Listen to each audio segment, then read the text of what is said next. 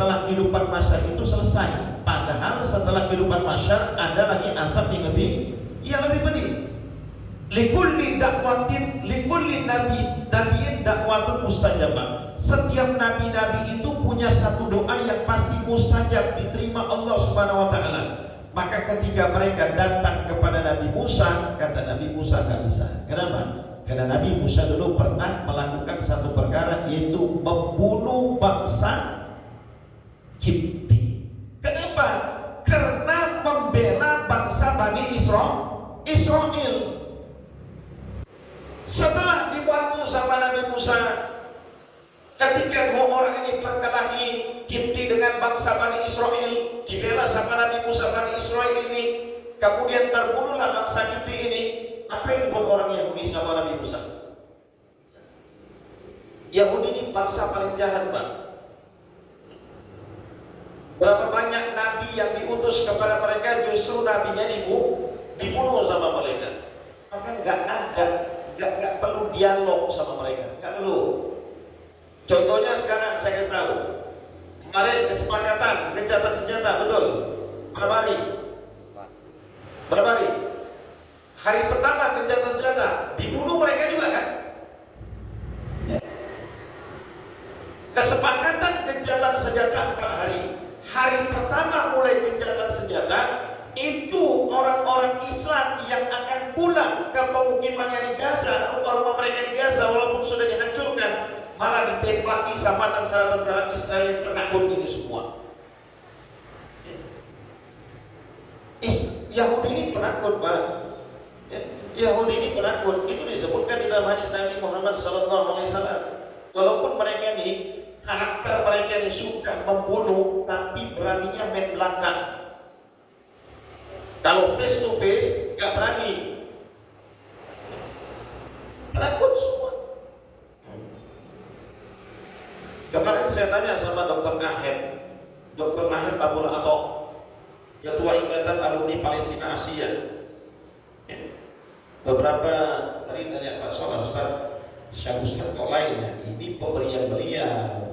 Ada di Medan yang jual kayak gini, khusus. Ini singkat pula. Nanti aman Ustaz, bisa juga nanti yang karang-karang impor dari sana impor sama Ustaz. Nanti juga. Ya. Saya dimasukkan sama beliau di satu grup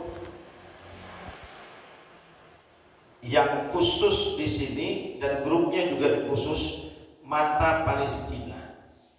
Ada 2 grup di sini. Yang pertama beliau langsung yang memegang, tidak bisa mengirim apapun kecuali beliau sebagai admin. Yang kedua itu bebas, semua bisa mengirim. Dan kalau saya lihat di sini para pesertanya itu sebagian ada daripada orang-orang Hamas. Jadi update terus saya bisa melihat, bahkan saya bilang kontak senjatanya itu pun di-share di sini. Makanya kita bilang penakut. Ya. Dia buat video nih. Kalau tentara bilangnya apa tuh? Tentara Israel, IDF. Ya.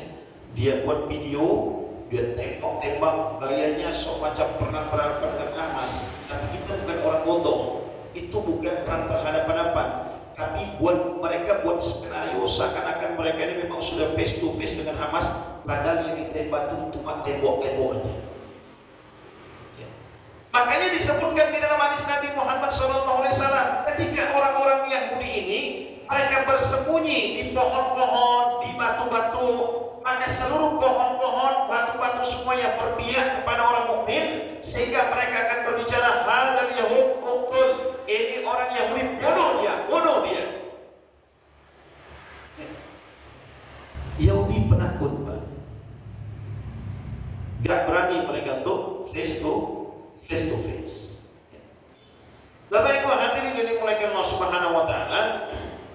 Jadi kembali kepada tema tadi kita, maka mayat di dalam kubur itu seperti mana orang yang tenggelam, kal-gharqil mughawwas, seperti mana orang yang tenggelam. Wa muta'allaqun ala kulli syai', maka dia mencari apa saja pun untuk bisa menjadi pegangannya. wa yantasiru da'wana, dan dia menunggu kiriman doa-doa yang pertama daripada anaknya. Maka Al-Faqih Abil Abulai Samarqandi rahimahullah ta'ala di dalam kitab Tampil Ghafilin menyebutkan, anak kalau kurang dalam satu hari 17 kali mendoakan orang tuanya, ini anak masih masuk dalam kategori anak durhaka.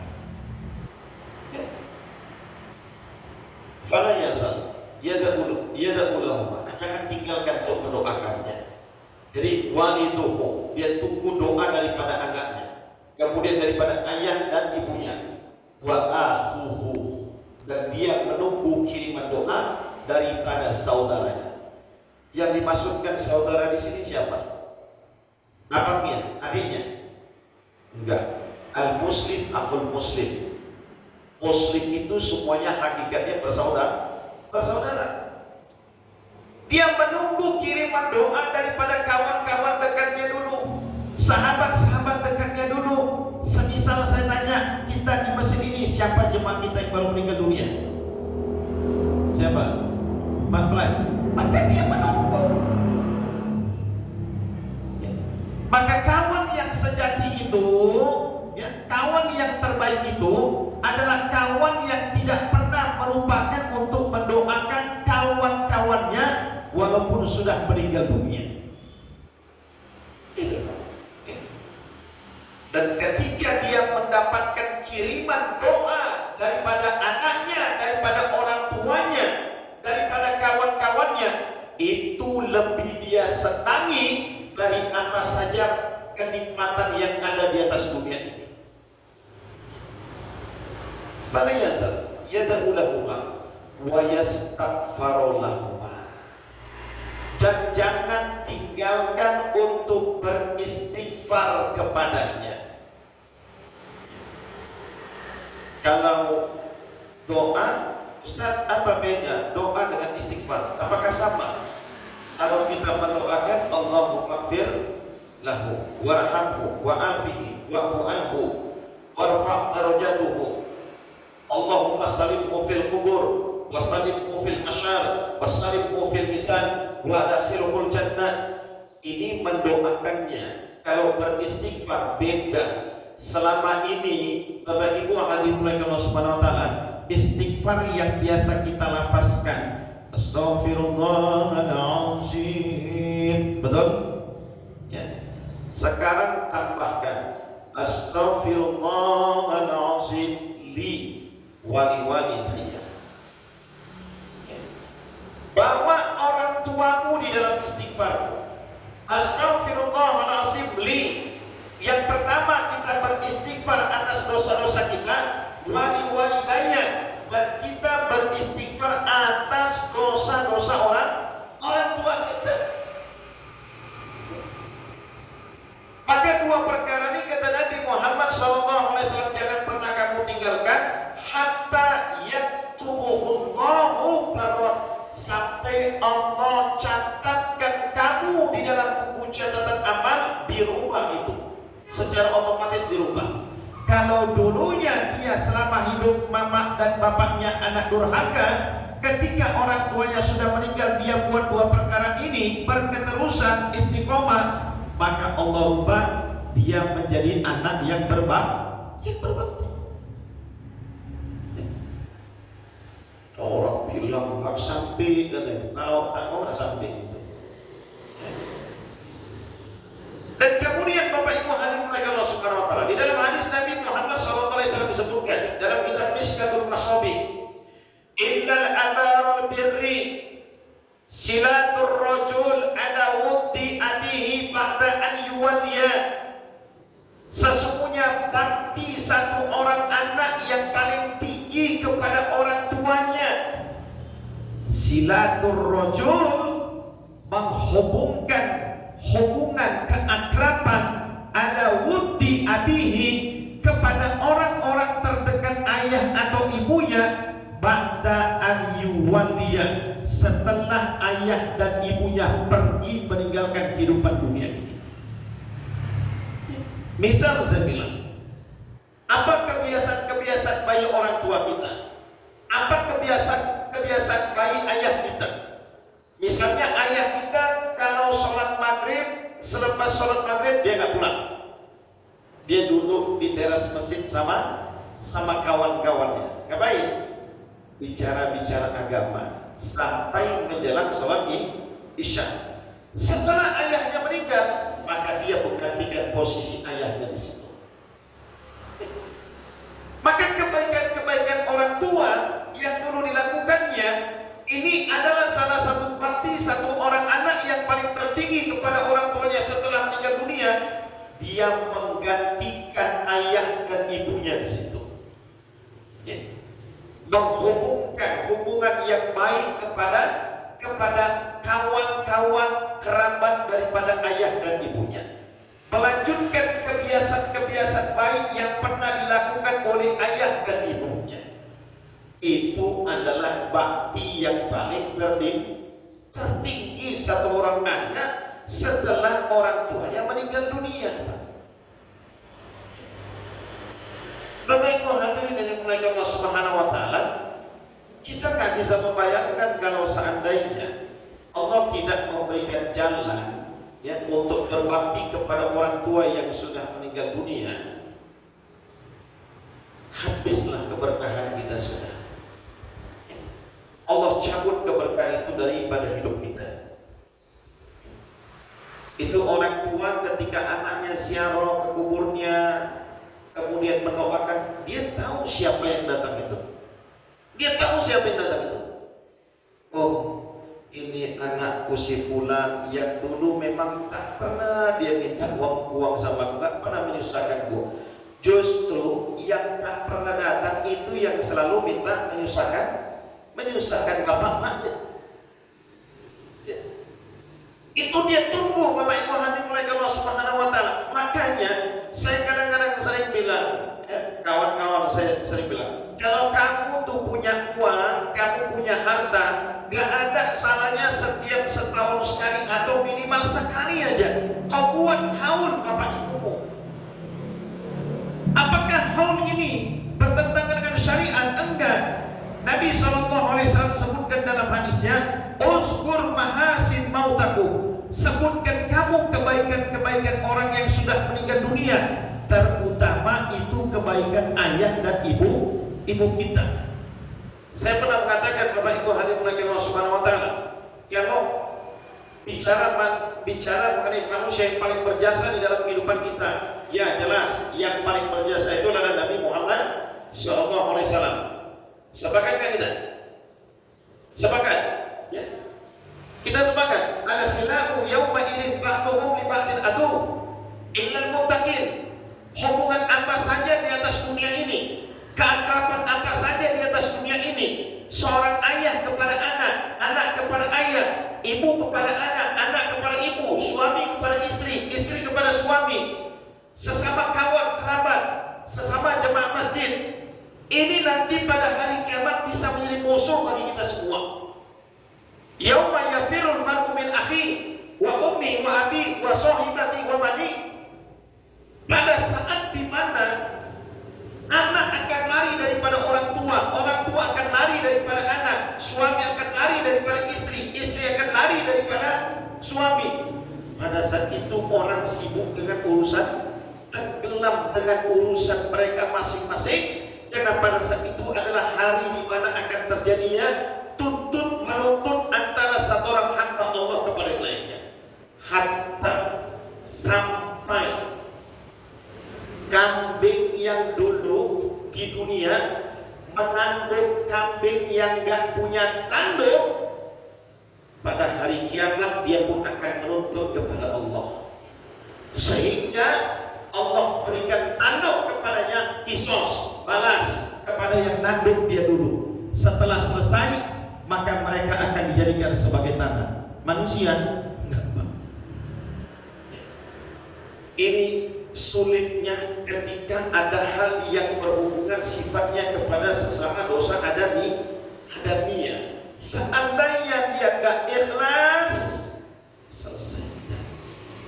Maka Nabi Muhammad SAW mengatakan dalam hadisnya, atadaruna minal muflis, Kamu tahu nggak siapa orang-orang yang bangkrut, kata Nabi?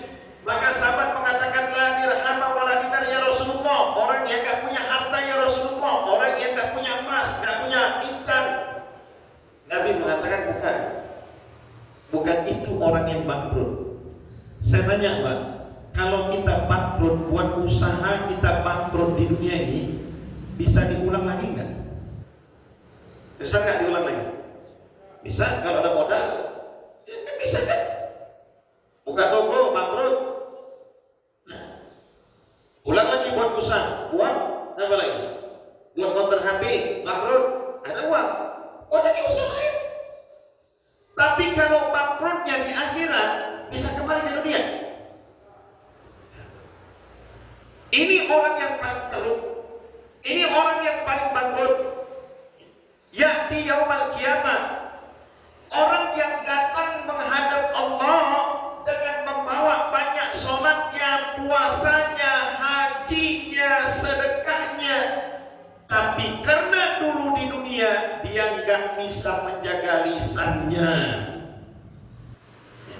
Sekarang ini saya bilang ini, yang fitnah-fitnah nih Hamas ini, bahkan ada sebagian itu yang dianggap sebagai tokoh agama, sebagai orang alim. Tapi dengan mudahnya mereka mengatakan Hamas itu Syiah, Hamas itu Harakatul Muqawamah Islamiyah. Ya. Ente jangan fitnah kalau nggak tahu. Ya. Tahan mulut ente kalau nggak ngerti, jangan bicara. Harakatul Muqawamah Islamiyah. Saya tanya sekarang ini, siapa sekarang ini menjadi ikon dalam pertempuran sekarang ini? Yang paling digandrungi siapa? Punya enggak? Ya Allah. Abu Ubaidah. Sebagaimana dulu ada satu sahabat Nabi namanya Abu Ubaidah bin Jarrah. Tahukah Anda siapa Abu Ubaidah itu? Abu Ubaidah itu adalah satu orang anak kecil dulu yang pernah mengalami penyiksaan oleh bangsa Israel biadab ini. Ya. Dia lepas daripada penyiksaan itu, ayah ibunya sudah mati, keluarganya sudah mati, kemudian akhirnya dia mewakafkan dirinya untuk kemerdekaan Palestina, untuk menjaga daripada Masjid Aqsa. Dia jaga itu. Maka mereka ini, anak-anak kecil ini dididik oleh Syekh Yasin. Akhirnya kita bisa melihat. Saya kemarin tanya sama Dr. Nahib Abdul Atok. Kata Dr. Nahib Abdul Atok, itu kalau sudah Abu Ubaidah ngomong, bicara, memberikan statement, Netanyahu tuh nggak tenang, nggak bisa tidur. Uring-uringan, pusing kepalanya. Penakut, Pak. Kalau nggak penakut kan nggak main keroyokan. Gaza itu cuma 12 km kali 48 km, nggak lebih luas daripada kota Medan. Kok main keroyokan? Ya, akhir. Nusa kok semangat. Ya, lagi kita sama-sama ke Istana Maimun. Insyaallah. Nah, mobil saya buat 6 orang. Nah, berangkatlah kita ke Istana Maimun. Bertepatan hari ini hari HAM sedunia. Yang hadir di Istana Maimun bukan cuma orang Islam. Yang berbicara bukan ulamanya orang Islam. Ada tokoh daripada agama Kristen, pendetanya, baik daripada Protestan ataupun daripada Katolik. Ada daripada tokoh agama Buddha, tokoh agama Hindu. Karena untuk peduli kepada penderitaan rakyat Palestina, tidak perlu kau menjadi orang Islam, hanya membutuhkan hati yang bersih. Kadang-kadang ada orang Islam yang nyinyir pula. Kalau kata Al-Farbu, ya kalau masih hidup marah kali beliau ini, memang sontoloyo kamu. Ya. Tak bisa buat apa-apa tapi mulutnya nyinyir. Minimal doa lah kau. Inna Allah yansuru ala hadil ummah bidha'ifiha wa salatihim wa da'watihim. Sesungguhnya Allah SWT menolong, memberikan pertolongan kepada umat ini disebabkan dengan adanya orang-orang yang lemah, disebabkan dengan doa-doa kalian, disebabkan dengan amal-amal kalian. Kita yang berdoa di sini boleh jadi Allah datangkan bantuannya di sana sehingga roket yang ditembakkan ke Gaza, roket itu dikembalikan Allah ke Tel Aviv. Itu Pak. Jangan putus dalam doa terus. Ustaz kok kayak mau perang aja, ya nggak ada ngomong ketawa-ketawa saja. Itu dia tua. Tapi kita dia nggak merasa tua. Rambutnya beruban pun kayak anak muda aja kayaknya. Ya. Mandan cuma apa di samping pula ya. Seperti dia di samping itu. Ya. Jadi Bapak Ibu hadirin mulai Allah Subhanahu wa taala, silaturajul ala wudi abihi. Bapak Ibu hadirin mulai Allah Subhanahu wa taala, ini eranya memang sudah masuk masanya. Cuma kata IBHRS, seandainya ini perang 2 bulan berkelanjutan terus-menerus, tidak menutup kemungkinan ini akan menjadi pintu terjadinya perang dunia ketiga. Ya. Nah, semua sudah terlibat di dalamnya. Ya. Semua sudah terlibat dalamnya.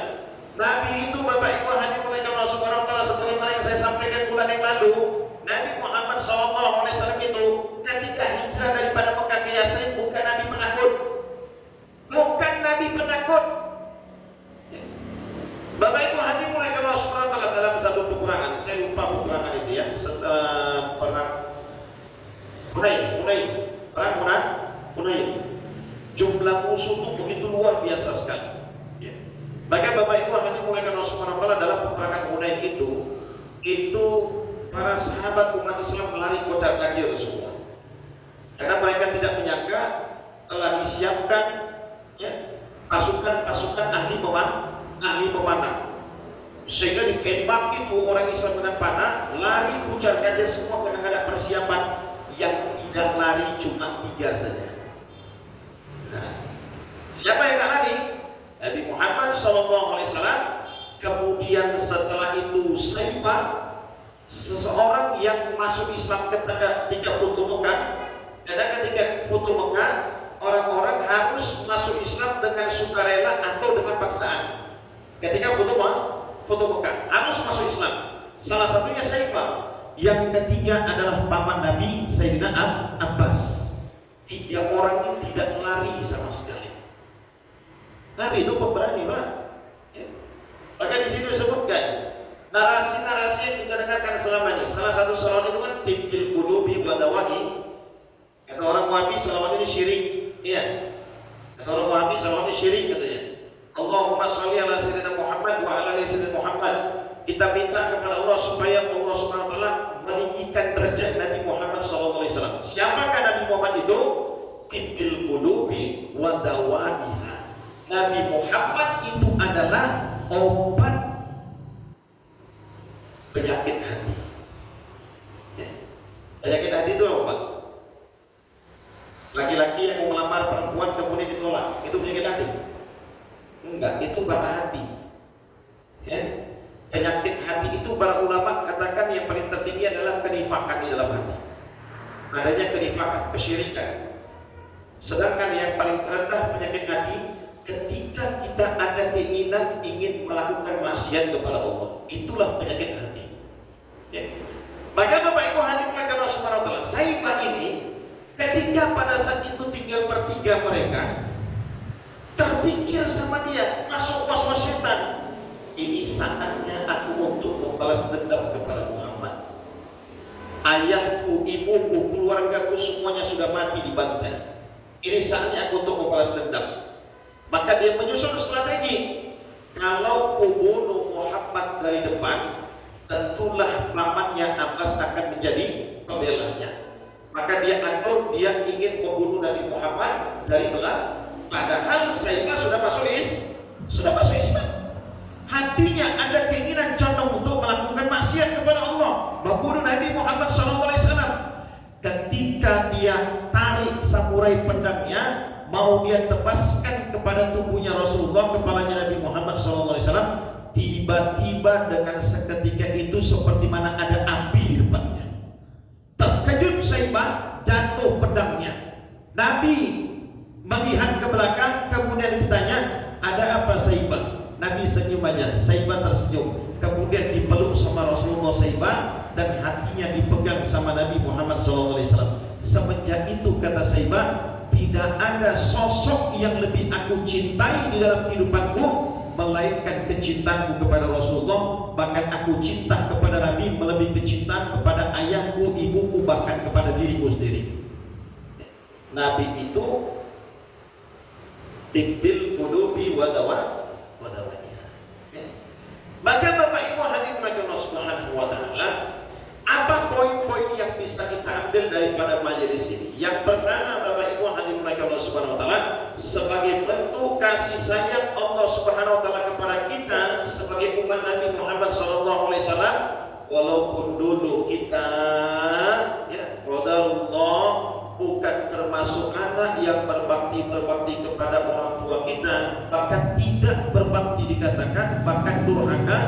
Setelah orang tua kita meninggal, teringat kita dengan kebaikannya, menjadi sebab kita tersadar sehingga timbul penyesalan kita, maka cara untuk berbakti kepada mereka, fala yazal, jangan tinggalkan dua perkara, yad'u lahuma, satu hari minimal 17 kali baru kita dianggap sebagai anak yang soleh, anak yang berbakti kepada orang tua.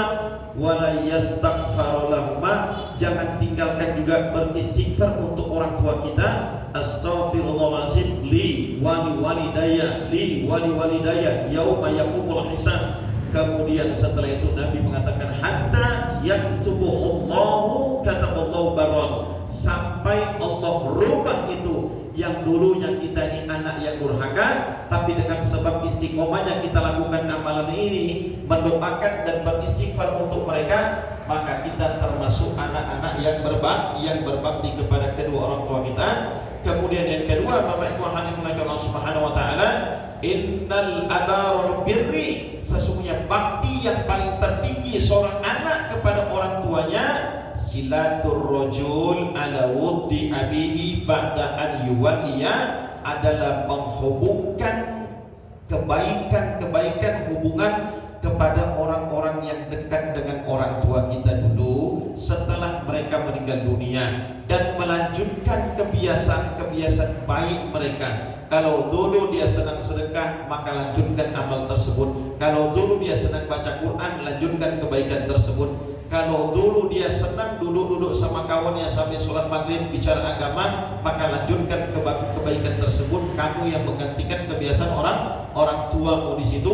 Ini adalah bakti yang paling tertinggi. Kemudian Bapak Ibu hadirin Allah Subhanahu wa taala, masyhur Aqsa adalah satu tempat yang langsung mendapat fatwa daripada Nabi Muhammad.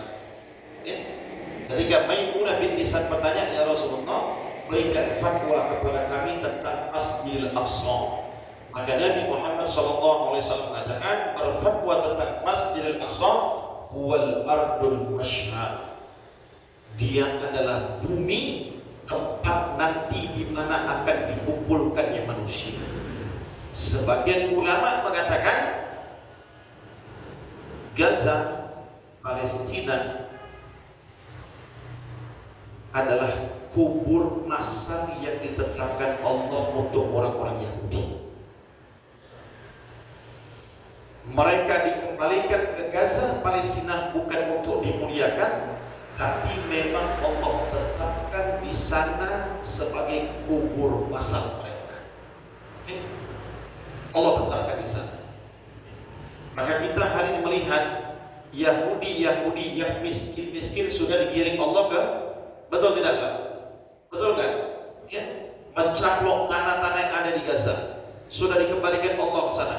Sampai satu masa nanti seluruh negara-negara kepala negaranya menyadari bahwasanya Yahudi ini memang betul-betul terjadi. Ya. Sehingga akan dibuat satu kebijakan, diusir orang-orang Yahudi ini yang kaya-kaya, digiring mereka untuk masuk ke Gaza, Palestina. Mereka dikembalikan ke sana bukan untuk dimuliakan, tapi memang Allah tetapkan Gaza, Palestina sebagai kubur masal mereka. Ya, ingat, tidak lama lagi, sebagaimana fatwa Nabi SAW, sholatlah kalian di Masjidil Aqsa. Salatlah kalian di Masjid Aqsa. Salatlah kalian di Masjid Aqsa. Kata Abu Ubaidah, jaga wudhu kalian umat Islam. Satu masa nanti kita akan bersama-sama sholat di Masjid Aqsa. Aqsa akan tunduk, orang Yahudi akan tunduk. Yang berhasil mendudukkan mereka adalah orang Islam yang sholat subuhnya sama dengan sholat Jumatnya jemaahnya. Selagi umat Islam sholat subuhnya gak sama dengan sholat Jumatnya, mimpi kita untuk menundukkan mereka. Ya. Karena yang paling terberat itu adalah sholat subuh bagi orang-orang munafik. Ini jelas. Abdullah bin Ubay, pemimpin orang munafik, sholatnya 3 waktu, zuhur, asar, maghrib. Ketika itu tidak ada penerangan, memang semata-mata sholatnya supaya dilihat oleh Nabi SAW. Innal munafiqina yukhadi'uhum wa huwa khadi'uhum. Sesungguhnya orang-orang munafik itu mereka tidak menipu Allah. Allah balas tipuan mereka. Wa idza qamu shalah qamu kusala yura'u dan nas. Seandainya mereka sholatnya orang-orang munafik ini yura'u dan nas, hanya supaya dilihat manusia. Ya. Mau kampanye jadi iklan azan, mau jadi presiden masuk iklan TV, sholat yura'u dan nas, untuk supaya dilihat manusia. Wala yadhkuruna Allah illa qalila, dan di dalam sholat mereka tidak ada mengingat Allah kecuali hanya sedikit sekali. Ya. Orang munafik sholat zuhur, asar, maghrib sholat, subuh isya mereka nggak sholat karena gelap. Ya. Maka begitulah hari ini kita melihat orang Islam kalau tidak sholat subuh, zuhur, maghrib, isya, bahkan ada sampai dianekdotkan PSMS, persatuan sholat maghrib saja. Itu pun syukurlah daripada nggak sama sekali. Ada yang lebih parah, sholatnya setahun cuma 2 kali, Idul Adha dengan itu syukurlah, masih syukur juga. Dibandingkan ada orang hidupnya nggak mau ke masjid, mati minta dibawa. Ada gitu Pak? Ada kan? Udah gitu posisinya bukan di belakang, tapi posisinya sudah di depan. Gak pernah sholatnya. Hari-hari hidupnya maksiat. Ketika ditanya, bapak-bapak, ibu-ibu jemaah, gimana persaksian kita mengenai mayat yang ada di depan kita? Apakah dia orang baik? Baik.